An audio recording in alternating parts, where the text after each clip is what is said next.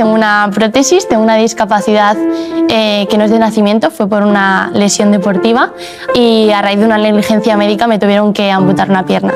Así que pues hace ya 8 años que me tocó adaptarme a una situación completamente nueva para mí y obviamente pues durante este trayecto he aprendido un montón de cosas. Pues incluso cuando a mí me pusieron la prótesis siempre la escondía, siempre la tapaba, nunca llevaba pantalones cortos, ni faldas, ni vestidos, porque sentía que la prótesis era algo malo, era algo feo, algo negativo, ¿no? Algo que debía esconder. Y así fue durante muchos meses, incluso pues dejé de hacer cosas que me gustaban, dejé de salir de mi casa, de hacer planes con mis amigos, por el miedo a las miradas o a lo que pensaran los demás.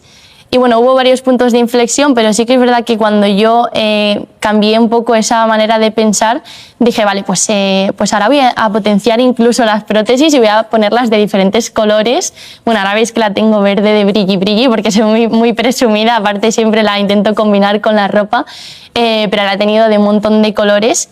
Y siento que es una parte de mi cuerpo que además tengo que querer y que cuidar porque es la que me permite llevar la vida maravillosa que tengo, ¿no? Entonces, incluso al muñón, que es la parte residual de la pierna, le pusimos un nombre con mi familia, se llama Muñin, y siempre digo que yo a mi Muñin pues lo quiero y celebro pues cuando es su cumpleaños, entre comillas, el aniversario de la amputación, porque para mí fue volver a nacer y una segunda oportunidad para hacer tantas cosas que disfruto.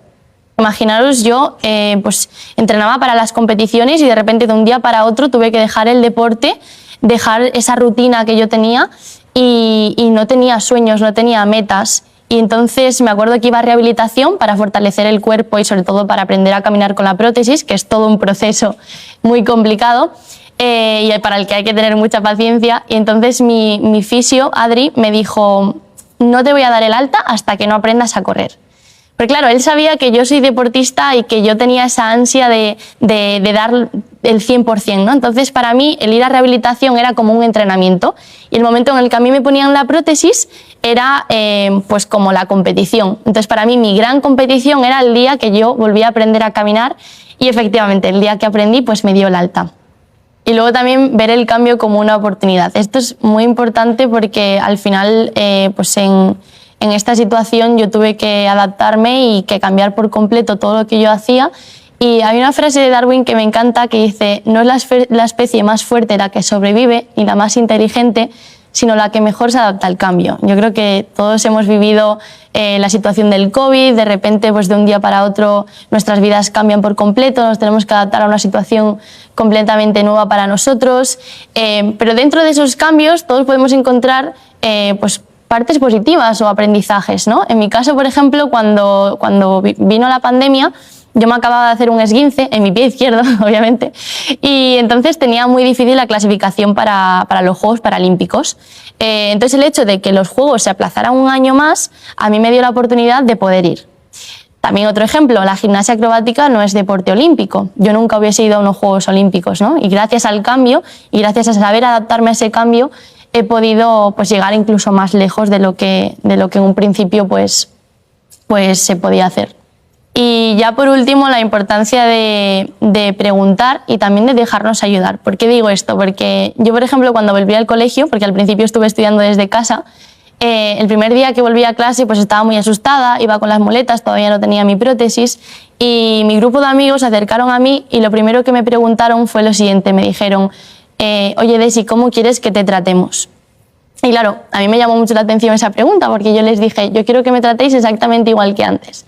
Yo antes tenía 2 piernas, ahora tengo una, pero sigo siendo la misma persona, que se va a reír con los mismos chistes, que se va a alegrar con las mismas cosas de siempre, pero me llamó mucho la atención esa pregunta y fue como un mensaje de humildad por parte de ellos, porque ellos no sabían cómo gestionar la situación.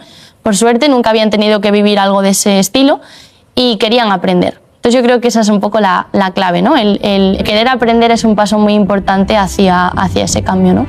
Y también el dejarse ayudar.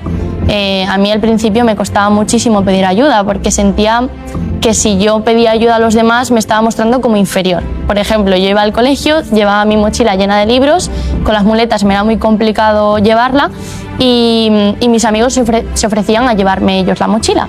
Y claro, yo les decía que no, porque si yo no podía llevar mi propia mochila, era como que bueno, como que era menos, ¿no?, que ellos. Entonces uno de mis amigos me dijo, oye, Desi, tú cuando tienes que coger algo en una estantería y no le llegas porque eres bajita, porque yo soy bajita y está muy alto, dice, ¿no le pides ayuda a otra persona que sea más alta que tú para que lo alcance?